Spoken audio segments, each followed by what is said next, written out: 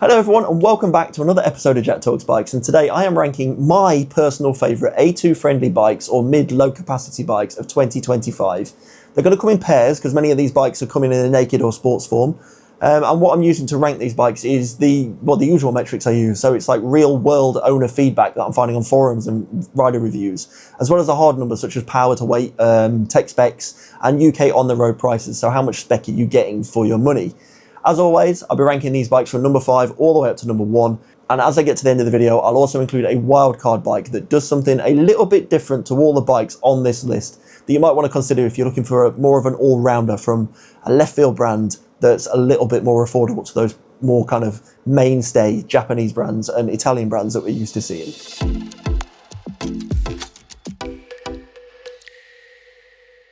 So just a little bit of a background for you guys from an international audience. You might not know, here in the UK, we have a tiered license system. You can start riding from as young as 16 years old and go out there and get your CBT license. And then as you get older, you can progress through the licensing structure.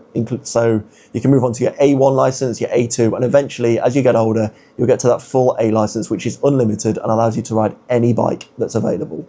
Now, I've done a video already where I mention all the best, in my personal opinion, CBT and A1 licensed bikes, and you can watch that by clicking the pop-up banner at the top of the screen. And in that video, I explain the legalities and rules surrounding CBT and A1 licensing. But for this video, since we're focused on A2, I'll give you a quick check of what an A2 licensed bike looks like. So A2 licensed bikes must be no more than 35 kilowatts in power. That translates to 47 brake horsepower, and it can't be more than double 47 brake horsepower when it's unrestricted. A2 licensed bikes will tend to be your mid-range bikes with a restrictor kit fitted to them to reduce that power, and those sorts of bikes are great for new riders who want a bike to grow into as they get older. So you might buy this bike and be able to unrestrict it when you get your full A license, meaning you have to go out and fork out for a whole new bike, and it allows you to grow into the bike and enjoy it some more in later years when you unlock the full power. So as briefly mentioned at the top of this video, I've applied the same scoring system I've done in my previous videos. So this isn't best based on anything other than my personal opinion, taking into account various things that I've read about, looked at and spoke to other owners and stuff about. So the first scoring metric I look at is tech spec. So this includes things like TFT screens, phone connectivity, ABS and traction control, fully adjustable suspension front and rear. Does the bike have a slipper clutch? Does it come standard with a quick shifter, or is that an optional extra? Things like rider modes as well, various rider modes. All of this stuff is considered at this point. So I'm talking about just how much spec from the bigger, more premium bikes are you getting for your money in these A2 friendly bikes. That then moves on to price and value as well. So that comes second. So looking at UK on the road prices as of right now versus the kit and spec that they're selling these bikes with. The next deciding factor is reliability and brand support. So what's the dealership network look like? What does the warranty look like with the bike? Along with real world owner reports. This is all stuff that I take into account because what the brand might be pushing might not be what the owners are actually talking about. So I take all of that into consideration. Then there's styling and sex appeal. So this is obviously very, very personal. This is something that I consider, like I say, beauty's in the eye of the beholder, as the saying goes. So this, again, like I say, is something that's very personal to me. These bikes might not be your style. They might not be things that you yourself would personally go and buy. So with that in mind, leave some comments below. Let me know what bikes you would like to see on this kind of list. Bikes that I might have overlooked that offer something different to the ones that I'm listing here. So jump into the comments and let me know what I might have overlooked, and tell me why this makes a great A2 licensed bike. Because if people are clicking on this video to find out and they're not enjoying the bikes that I'm showing them, they might be able to dip into the comments and see ones that you guys are recommending that might actually, tickle their fancy. Finally, ownership and experience reviews as well. This is all taken into account. So this is things like comfort and running costs, everyday usability, reports from owners about their long-term experience of the bike, as well as long-term reviews from other YouTubers out there and ownership forums that might talk about things that we might not know about until they've done 10, 15, 20,000 miles on the bike. So without wasting any more time, let's get into it, and we'll start at number 5. So what is the bike that I'm bringing in at number 5? Well, it's the Yamaha YZF R3 and the Yamaha MT-03. These two were always going to be ranked in the top 5 as they set an excellent benchmark for the rest of the bikes on this list. What you're getting is that really friendly and approachable and consistent Yamaha engine refinement, along with their durability and reliability that Yamaha are known for. The R3 is the sports-fed version and the MT-03 is the naked. They have the same engine, same chassis. They just come at it from a slightly different angle and give you a slightly different seating position, but overall, they're very, very similar bikes. They're pleasant to ride, very predictable, and as I've mentioned, they've got a really approachable nature about them, which is ideal for A2 riders who want something smooth and something easy to manage to learn and hone their craft on, rather than something that's a bit more out and out power. The standout tech and chassis specs for me include that 321cc twin-cylinder engine. It's got modern fuel injection, it's very easy to kind of get used to and manage, it's a very approachable bike. They come with great brakes, very friendly ergonomics for all-day riding, and both bikes are just very, as I keep saying, very friendly for new riders to cut their teeth on and hone their craft. The R3 is bringing that race-inspired bodywork and seating position, whereas the MT-03 is the naked, as I mentioned, with that upright, comfortable seating position. But both bikes, as I've already said, are very, very approachable. The UK on-the-road price at the time of filming for the Yamaha YZF R3 is starting from £6,652, and it's slightly less for the MT-03, which is coming in at £6,300 on the road. Now, why did this pair of bikes come in at number 5? Well, as I've already said several times, it's that smooth, friendly nature of the engine. It's a real big positive for riders that might not have full confidence in their riding ability just yet. They may not have spent any time on a 125. This might be their first move into motorcycles. It's really affordable as well. From owner reviews, they're kind of saying that insurance costs are really, really affordable. You're getting these very affordable running costs with it, which is cheap tax, cheap servicing costs, and just very simple bikes to maintain and look after and cut your teeth on when learning to ride. But compared with others, they do lack that kind of excitement and that kind of characteristics and big punch of like the 450s and 500 twins that are also on this list. And on top of that, they're priced right down the middle of the road here with the rest of the pack that I'm going to talk about. They're great, reliable bikes, but they don't have that kind of awesome wow factor that some of the others on this list might offer. Now in at number 4, we have the KTM RC390 and the KTM 390 Duke. Again, it's another pairing, and I'm a really big fan of what KTM do. Their bikes are packed full of character and packed full of aggression. The KTM 390 family gives you modern electronics, sharp sashi, and lightweight fun. It's a proper ride fast in small spaces bikes. Reviewed widely by most people as the most exciting small capacity machines available, the standout tech and chassis features for me include the 373cc and 399cc LC4 engine single cylinders. They both use the same lightweight trellis frame, and surprisingly, they both come with these very sophisticated WP suspension on certain trim levels. Never mind the fact that when you combine that with the various rider modes I've already talked about, well, you're getting these really usable, much more premium feeling bikes, and the price tags would probably have you believe they'd be. Now, talking of price, UK on the road price for the KTM 390 Duke currently today is listed at £5,199 on the road, whereas the KTM RC390 is slightly more, that is listed at £5,899 on the road. So why did they come in at number 4?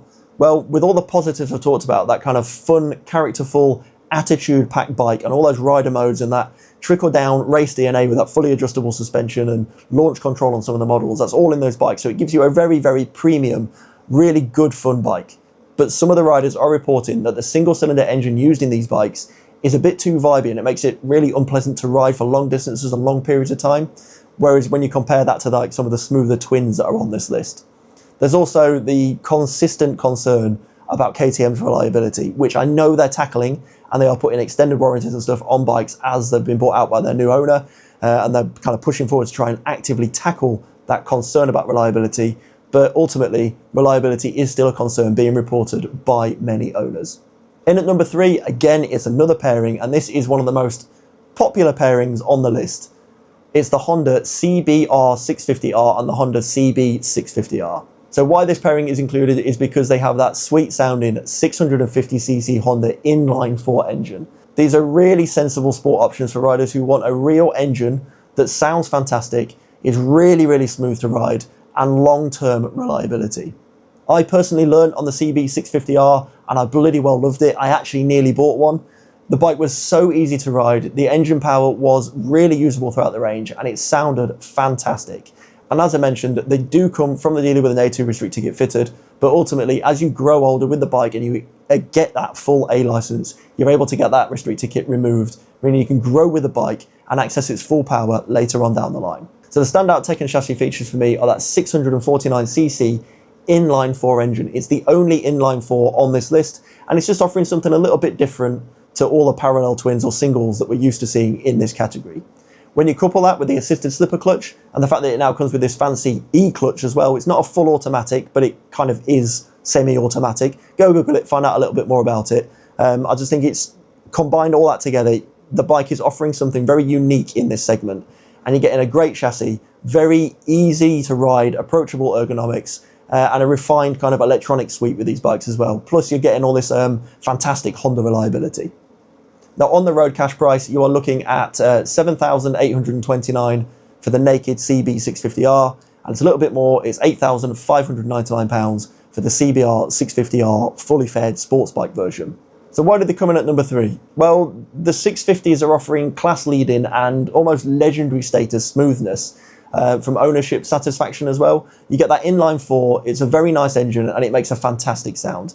They're really big bikes, but they're just fitted with an A2 limiter kit, which gives riders the option to grow into the machine as they get more confident. But there is a heavier price tag, which means they do slot in behind the top 2 on this list. And they're actually quite old now as well. Although they have had a fair few updates over the years, there are newer bikes on this list available. Talking of newer bikes, we'll move on to number 2. This is the Kawasaki Ninja 500 and the Kawasaki Z500. These are new 451cc Kawasaki twin engines, and they bring modern twin-cylinder refinement, sharp styling and competitive pricing. They're often seen as a sweet spot in the A2 rider category for riders who want a punchy twin engine without all the weight penalties of something like the 4 cylinders. Reviewers consistently praise the balance and performance and ease of ride when it comes to these two bikes, with the standout tech and chassis features, including that, as I've previously mentioned, 451cc twin-cylinder engine, really good chassis geometry, and rider tech that matches that of the much larger, more premium bikes, including a TFT screen, various rider modes, and even keyless ignition on some models. UK on-the-road prices for the Kawasaki Ninja 500 start from £5,999, and that jumps to £6,499 if you go for the top-spec SE version. And then when it comes to the naked Kawasaki Z500, it's a very similar story, with prices starting from £5,699, but if you go for the performance edition, this is going to cost you £6,499. So why do these bikes rank at number 2? Well, these bikes are strong, practical, and have excellent brand support. Kawasaki is giving you sports bike looks and street fighter looks depending on your taste, and most riders report that the 500 Twin feels really well balanced and confidence inspiring. Now before I unveil my number 1 bike on this list, or even what the wildcard bike might be, I want to give you guys a quick shout out to the sponsors of the channel. As long-term subscribers will know, Tru Tension have been backing me since day one. They've offered a whole range of motorbike maintenance tools, security devices, and you guys can get 30% off all of the non-sale items by using the code that I'm displaying on the screen right now. I'm also fortunate enough to be backed and supported by the team at Beeline Moto as well. They make this fantastic little satellite navigation device called the Moto 2, and you guys can find out more about it by clicking the pop-out banner that's appearing at the top of the screen right now. And as of today, right now, the moment I'm recording this, I've just found out that Litelok also want to join the fold. They create some of the best motorbike locks and motorcycle locks on the planet, and I'll be featuring a few more of their products, which I'm still yet to receive, but you will see more of them on the channel as we move forward. I try to partner with a wide selection of brands that offer you guys the best deals and discounts available to cover all your security and maintenance needs. There's a whole bunch of affiliate links in the description below. If you buy anything through those links, you'll not only be supporting my channel financially, but most importantly, you guys will not be paying a penny more than the usual asking price, because it's the brands themselves that will pay me some commission, not you guys. Anyway, that's enough of me advertising. On to the number 1 slot. What is my number 1 bike for the A2 license category? Well, as a Ducati owner, was it going to be anything other than an Italian brand? It is the Aprilia RS 457 and Tuono 457. Why does this bike win? Well, across road tests and owner reports, the RS 457 and the Tuono 457 punch well above their price tags. Lightweight chassis, genuine big bike ergonomics, and Aprilia tuned parallel twins that designed around the A2 limits of 35 kilowatts, or that 47 brake horsepower mark. And they give you a real mini middleweight sports bike experience. Reading some of the big name reviews, they single these bikes out as one of the best power to weight ratios and giving you the most authentic sports naked bike feels in the A2 sector. The standout tech and chassis features for me include that parallel twin engine that is engineered to the A2 cap, as well as the approachable weight of the bike's balance and that aluminium frame which gives really sharp handling and lightweight feel to the bike. Pair that with a big bike tech that includes a 5-inch TFT, various rider modes, traction control that you can adjust, optional quick shifter, adjustable forks, and the premium brakes and hardware, as well as that inherent feel that you get from an Aprilia bike, that kind of premium build quality you get from it. It really is a standout winner. Now, on the road cash prices as well, these go right down the middle. The Aprilia RS 457 is retailing at £6,630, and the Tuono is currently listed at slightly less at £6,130. But both bikes I have found on offer at various different dealerships spread across the country, with discounts and stuff applied to them, where you get them slightly under those asking prices. Why did it come in at number one? Well, I think I've already covered this off. They blend genuine sports bike pedigree and handling, factory A2 compliance, modern tech, and the kind of emotional connectivity that you want with a bike that is makes it feel like a proper bike. So you get these reactions and reviews from owners and other people kind of giving the bike a lot more respect and a bit more wow factor when you pull up at those bike meets on this bike. And finally, onto the wildcard pick. So what is the wildcard candidate? So when I was picking this bike, I considered a whole range of bikes that sat just outside the top 5. This was like things like the BMW G310R and the G310 GS, a couple of CF motos, the 450 MT and the Triumph Speed 400 and Scrambler 400. All these bikes just sat outside the top 5.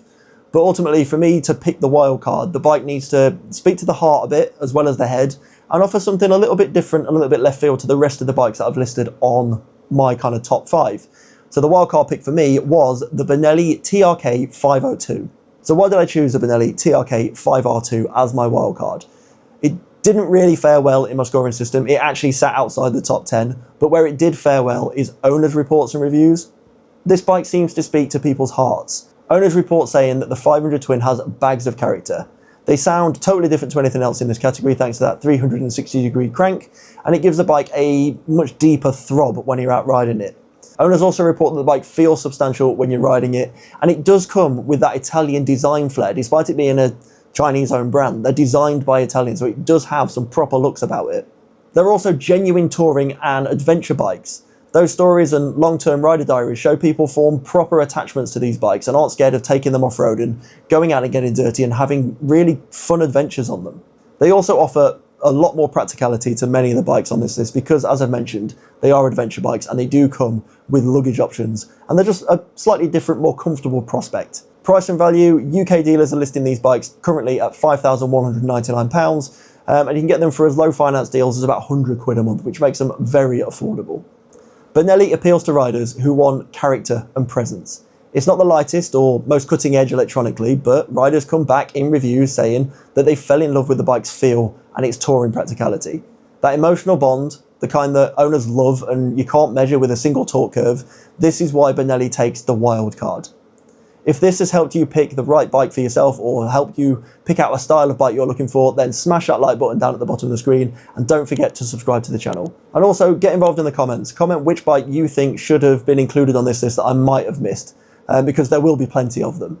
And if you want to see my list of A1 compliant bikes, then click over here. And if you've not done so already, hit this little button to subscribe. And I just want to say thank you very much for taking the time to watch, and whatever you get up to for the rest of the day, I hope it's a good one.